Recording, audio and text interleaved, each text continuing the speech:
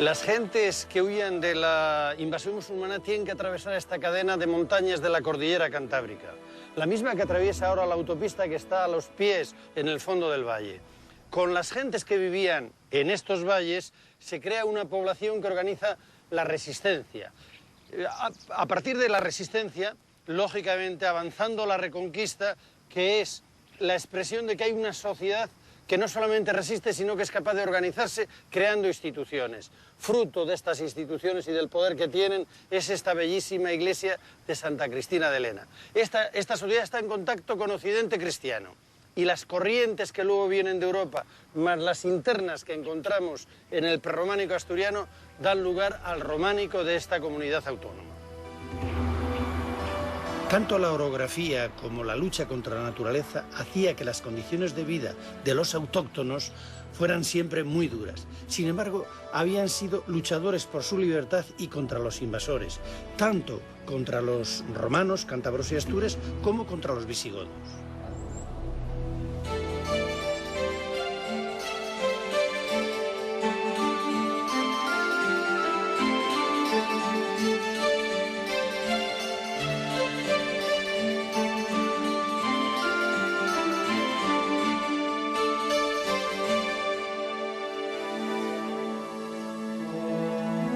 En el año 718, el visigodo Pelayo, aprovechando el prestigio que le ha dado la victoria de Covadonga, consigue un acuerdo entre los autóctonos y los que han llegado de la meseta.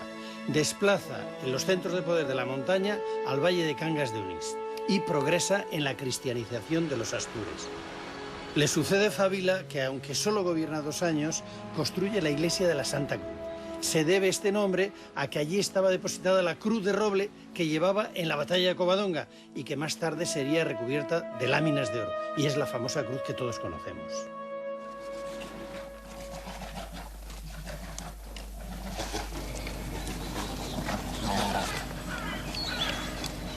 Había muchos osos en la cordillera cantábrica. Su caza era el ejercicio favorito de los reyes. En uno de estos pereció Fávila.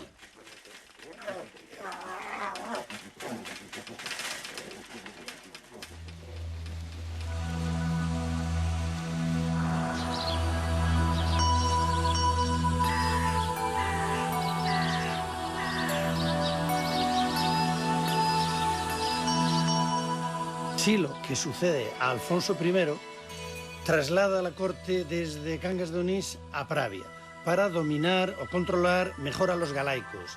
En Pravia construye la iglesia de Santianes, que a pesar de las modificaciones que ha sufrido, es un buen ejemplar y el más representativo del primer prerrománico asturiano.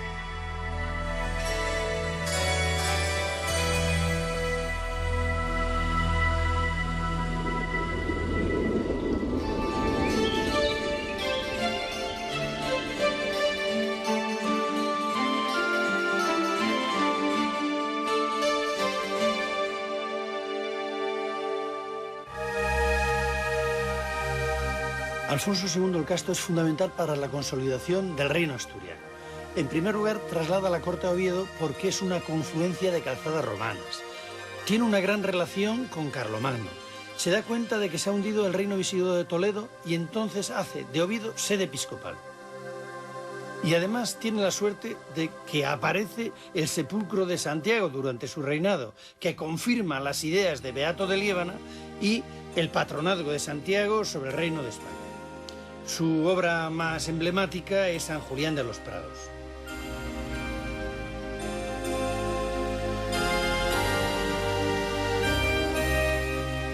Esta iglesia contiene en sí misma todas las características del arte asturiano. Constructivamente está hecha con mampostería. Los esquinales son de piedra labrada. Tiene canecillos en la cubierta, los ventanales son de celosía y en el interior han preferido al dintel el arco de medio punto y la bóveda de cañón. Las iglesias de este periodo estaban profusamente engalanadas. Esta, la que más, era una joya, estaba totalmente pintada y formaba parte de un conjunto palaciego de gran importancia.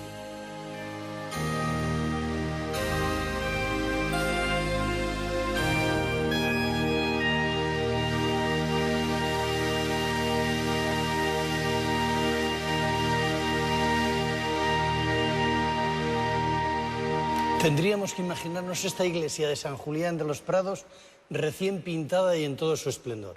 Alfonso II la mandó construir para demostrar que su monarquía era legítima heredera de la monarquía visigoda.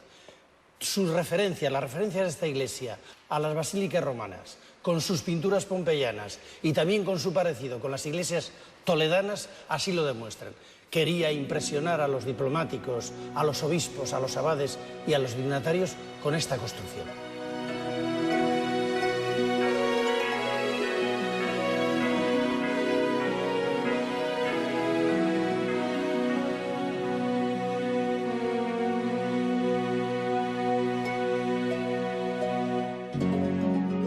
En esta iglesia se recogen las tradiciones pictóricas de la antigüedad romana y de las basílicas paleocristianas en mayor medida que ninguna otra iglesia de su tiempo del occidente cristiano.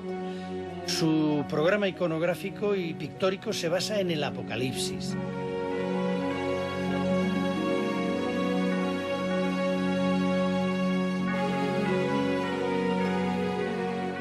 La Nueva Jerusalén está en un monte. En la parte inferior está la muralla. En la parte media, sobre la muralla, la iglesia y la ciudad. Y en la parte superior, definitivamente, la cruz del Gólgota sobre la ciudad y sobre la muralla. Es la anastasis. Estas cruces que tienen el alfa y el omega son el único símbolo cristiano que hay en la decoración.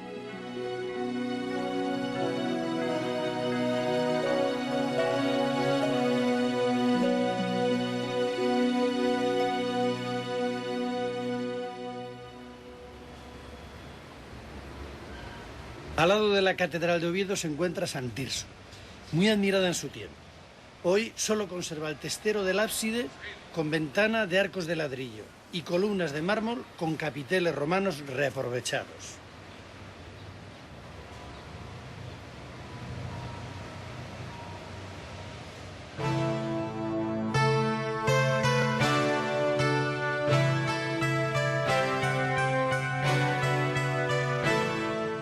Del antiguo palacio de Alfonso II solo queda la Cámara Santa y una parte de la torre adosada a ella, porque sobre ello se edifica la catedral. Desde el claustro se pasa a la cripta. Está dedicada a la mártir toledana Santa Leocadia y contiene los sepulcros de los mártires cordobeses Eulogio y Leocricia, que son llevados allí en la época de Alfonso III.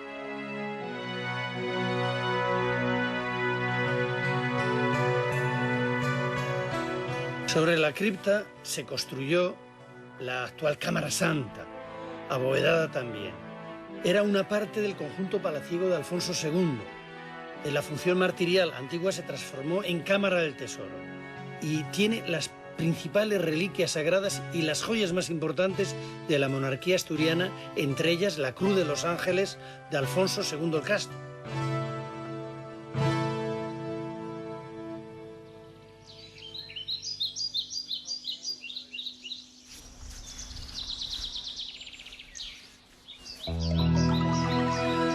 Santa María de Vendones está situada en el concejo de Oviedo, a unos 5 kilómetros de Oviedo en dirección a Pola de la Viana. Nada más verla nos damos cuenta de que se parece mucho a San Julián de los Prados. Todas sus características volumétricas, formales, constructivas, nos la recuerdan.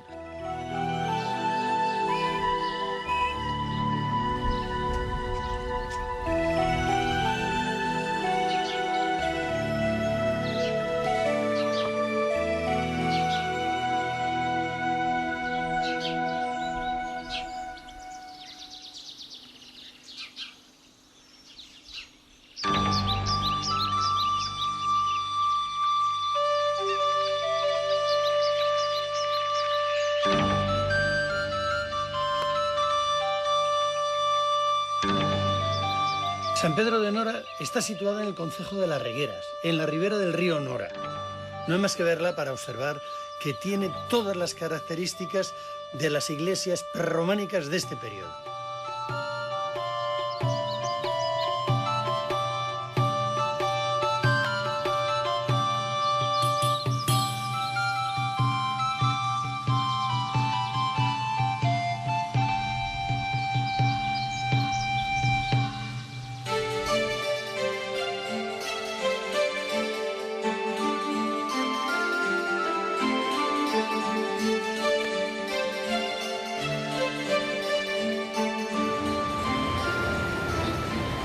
Ya está consolidada la corte en Oviedo y, lógicamente, en su expansión produce monumentos de gran valor en su entorno. Son los que conocemos todos como el arte ramirense, quizá el más famoso de todo el arte prerrománico asturiano. Y para el profesor Vango tienen una importancia añadida, que estas construcciones reales de Oviedo son la aproximación mayor que tenemos al arte de los reyes visigóticos toledanos, porque este ha desaparecido y muchos de los toledanos se fueron a Oviedo y construyeron este tipo de iglesias. Bueno, estamos aquí a los pies de Oviedo, tenemos una corte ramirense. ¿Qué hacen aquí los reales sitios en medio de un bosque? ¿Qué significado tiene San Miguel de Lillo, Santa María de Naranco, estando la corte tan cerca? Sí, Oviedo, que lo vemos allí al fondo, o Betao, en las crónicas, es una corte que es la regia sedes de Alfonso II. Cuando muere Alfonso II, en el 842, hay una lucha por el poder entre Ramiro I y Nepociano, ¿no? Ramiro I asciende al poder en el 842 y es ahí cuando construye esta iglesia, San Miguel de Lillo, y Santa María de Naranco, ahí detrás de esos árboles, a 300 metros. Extramuros, o el suburbium de la corte propiamente, ¿no? ¿Qué ocurre? Que está realmente siguiendo una tradición ya presente de Alfonso II, cuando construye la iglesia palatina extramuros, o en otras muchas cortes altomedievales. Era muy habitual esa configuración, ¿no? Estas iglesias ramirenses, ¿no?, en las cuales se califican en su época como una arquitectura que sobresalía por su esplendor, y lo hacen una referencia explícita, ¿no?, porque están abovedadas, ¿no? Están pintadas, están enjolladas. Están enjolladas, al modo, además lo dicen, al modo de la corte de Toledo, ¿no?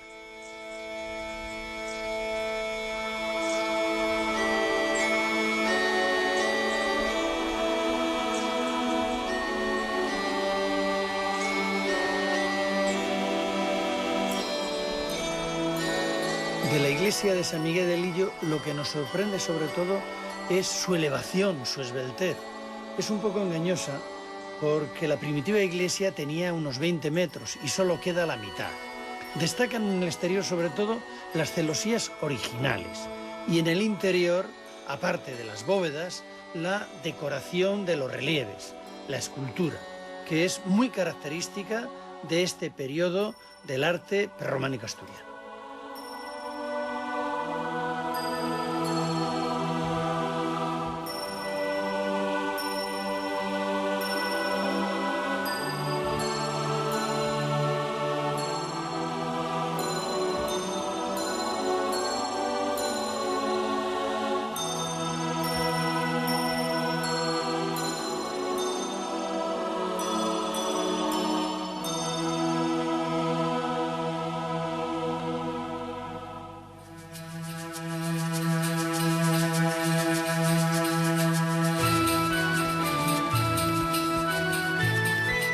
Santa María del Naranco es probablemente el monumento más famoso, más conocido, que más gusta, quizá el más representativo de esta época. No era iglesia antiguamente, era palacio de recreo de Ramiro, a la usanza de las arquitecturas palaciegas romanas.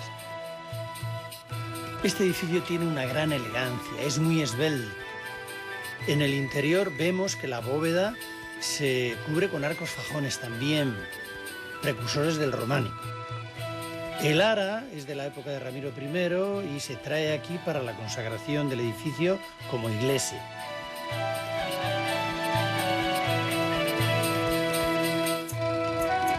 Las columnas tienen un soleado típico del arte asturiano y los capiteles tienen animales y siluetas de personajes bizantinos. Tiene medallones en las enjutas de origen oriental. Y así como Santullano reutiliza capiteles, ellos aquí los hacen originales copiando modelos tardorromanos.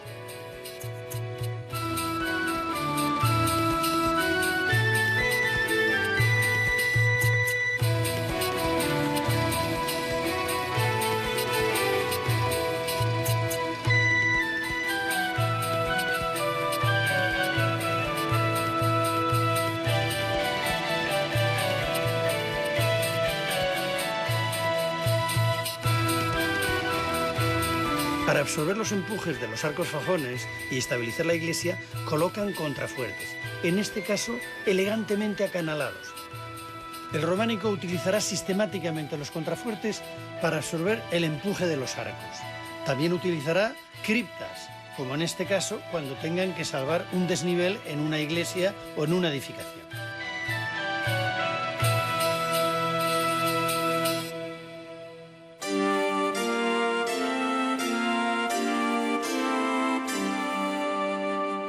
A Ordoño I, sucesor del primer Ramiro, se le atribuye la construcción de la iglesia de Santa Cristina de Lena, situada en el concejo del mismo nombre, en la parroquia de San Lorenzo de Felgueres.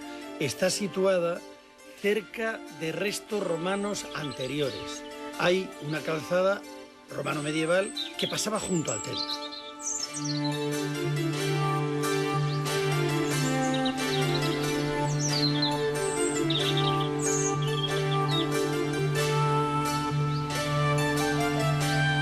El 28 de noviembre de 1793, Melchor Gaspar de Jovellanos visita y dibuja la iglesia. Es el primer documento gráfico que tenemos de ella. Ese no es Jovellanos, ese soy yo, pero bueno, Jovellanos es el primero que nos habla del arte asturiano.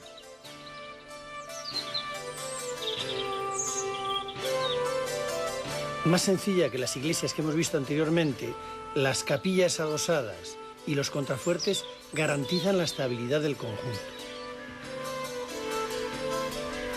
Los elementos decorativos siguen siendo estas ventanas triples y también las celosías de los ventanales de los hastiales. El interior, las bóvedas de medio cañón y una interesantísima estructura de arquería que sirve de separación entre el coro, espacio de celebración, y el resto del templo. Ahí se descolgaba un velo que ocultaba ciertos momentos de la liturgia. Esta arquería recuerda el ritmo espacial de la mezquita de Córdoba. Vemos también las clásicas columnas con el sogueado tipo asturiano, los medallones, y destaca el cancel, que es una pieza visigoda reaprovechada, muy ricamente labrada.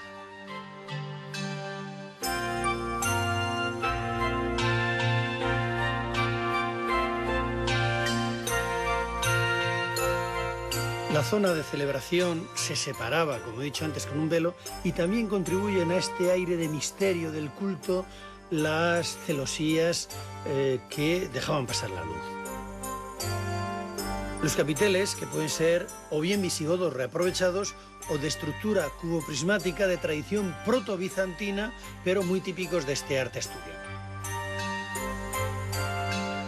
Aquí presentan leones afrontados o figuras geométricas con animales incorporados.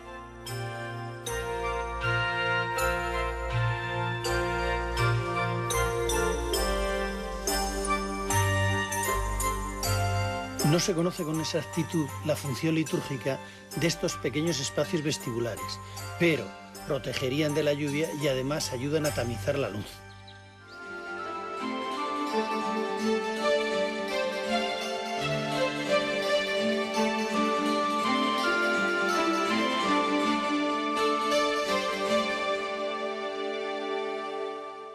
Alfonso III el Magno, hijo de Ordoño, reina durante mucho tiempo y es un gran rey asturiano que expande el reino hasta Portugal, llega hasta Oporto, repuebla Zamora, Toro y la totalidad de los campos góticos.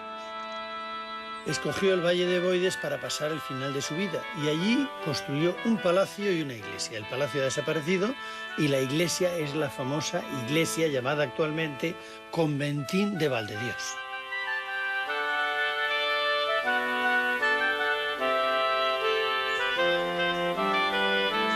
Esta iglesia constituye una síntesis entre las formas orientales de Lillo y también los de la basílica tradicional con techumbre de madera como San Julián de los Prados. Tiene en la decoración los elementos clásicos, la cruz, las ventanas de arco de herradura triples o dobles y sobre todo las celosías, unas celosías talladas con una calidad exquisita.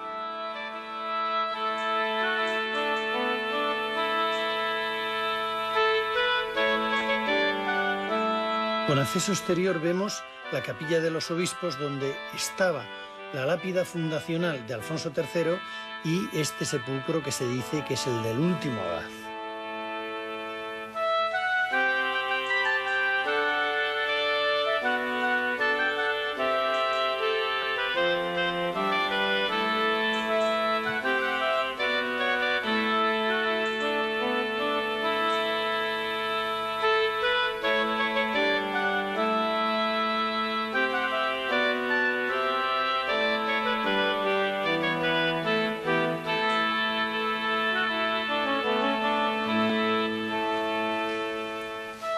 Estos monumentos del arte asturiano eran auténticos joyeros, pequeños edificios absolutamente ornamentados para albergar las dos grandes joyas, la religión en el culto y la corona, la monarquía.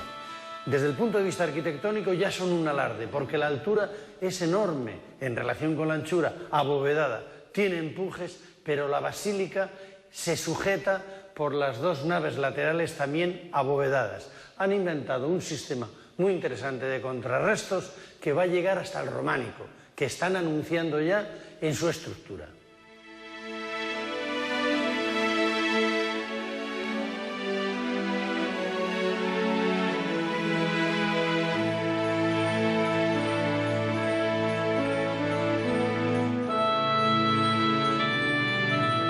Estas pequeñas joyitas de la monarquía asturiana no las podemos entender bien hoy en día porque le falta el esplendor que le daba las pinturas geométricas que estaban por toda la iglesia, incluso por las pilastras.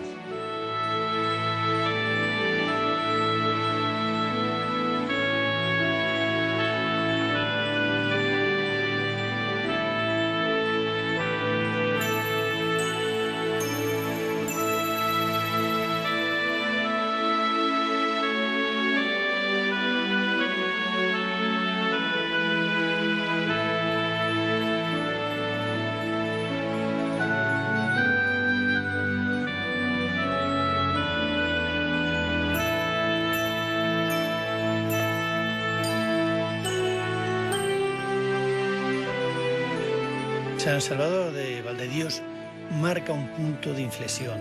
Es el final de un momento espléndido de la monarquía asturiana. Sus intereses se desplazan hacia el sur y el tipo de monumentos que nos van a dejar a partir de ahora son ya de menor calado.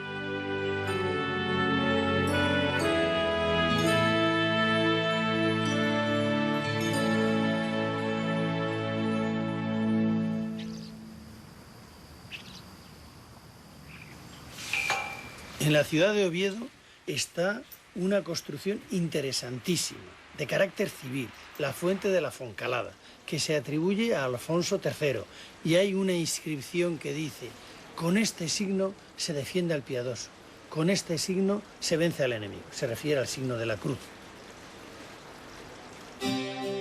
La misma cruz de brazos iguales, con el alfa y el omega, nos ha guiado desde Covadonga a través de todos los reyes asturianos hasta Alfonso III. Este regaló la Cruz de la Victoria a la Catedral de Oviedo. Alfonso III y su esposa Jimena no hacen otra cosa sino continuar la costumbre de los reyes visigodos de ofrecer a la Iglesia cruces preciosas. Esta fantástica cruz se ha convertido en el símbolo del Principado de Asturias.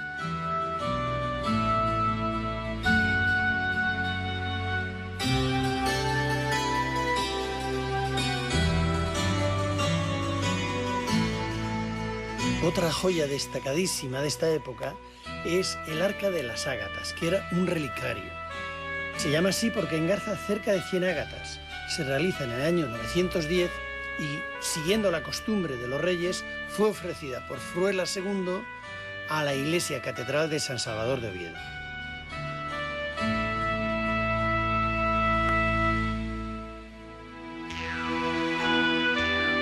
A la muerte de Alfonso III hubo una gran crisis porque el reino en su mayor parte estaba cerca del Duero, por lo tanto Oviedo había perdido importancia, la capital estaba en León y consecuencia de ello fue que las iglesias ya no tenían ni la calidad, ni la suntuosidad, ni la ornamentación de las que hemos visto anteriormente.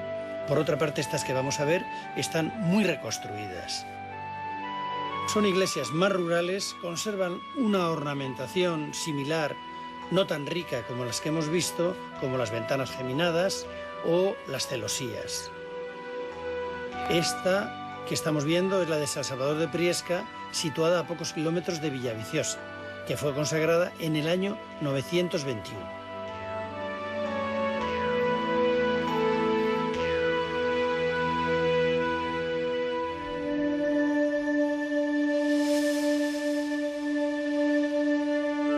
La iglesia de Santiago de Goviendes, en el concejo de Colunga, pegadita al mar, fue donada por Ordoño II a la Catedral de San Salvador de Oviedo, también en el año 921.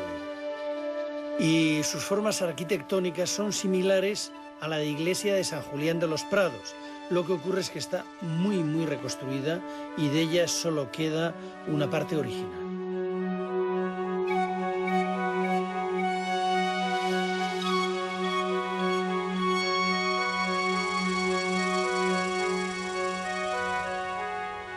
El prerrománico asturiano que hemos visto en este capítulo es un arte precursor, al igual que el carolingio es un arte de la realeza. 2 siglos más tarde, de la mano de los monjes, con los monasterios como avanzadillas, llegará el gran románico de la unidad europea que pone sus iglesias y sus ermitas en los pueblos y en las ciudades de Europa. En el resto de la serie van a ver ustedes el románico a lo largo de los reinos hispánicos.